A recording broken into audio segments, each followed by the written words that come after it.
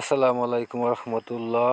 যেখান থেকে ভিডিওটি দেখছেন ভিডিওটি শেয়ার করে দিবেন। এটা কিসের একটা বালুর উপরে বেস করা। এটা মূলত নিচে যেই গাঁথনিটা হয় বাথরুমের এবং কিচেনের, আমরা এটার মাটি কাটছি। কিন্তু বিষয়টা হয়েছে যদি ফ্লোরটা আরসিসি ঢালাই করতাম আগে, তাহলে মাটিটা আমাদের কাটা লাগতো না, যেহেতু ফ্লোরটা পরে হবে।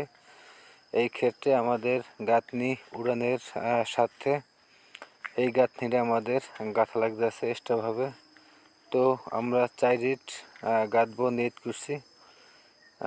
আর পিছনে এটা হলো পশ্চিম সাইড গাঁথনি, যেটা গাঁথনি চলমান, এটা পশ্চিম সাইড।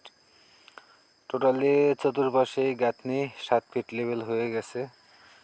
কিছু কিছু জায়গায় গাঁথনি বাকি আছে, যেহেতু আমাদের বিল্ডিংটা ডুপ্লেক্স।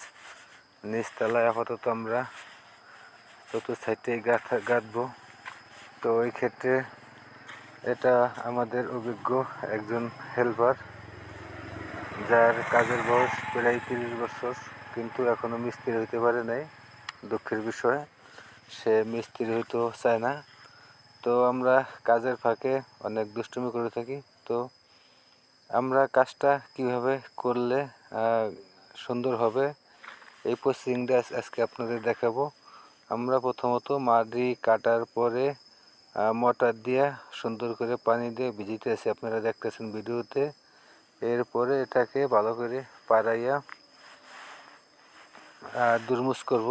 তারপরে আমরা গাঁথনিটা গাঁথবো, যেহেতু এটা বালি, নিচে ডাবার সম্ভাবনা নাই। তারপরও যতটুকু প্রসেসিংয়ে কাজটা করা যায় করলে ভালো হয়, এইভাবে করার চেষ্টা করতেছি।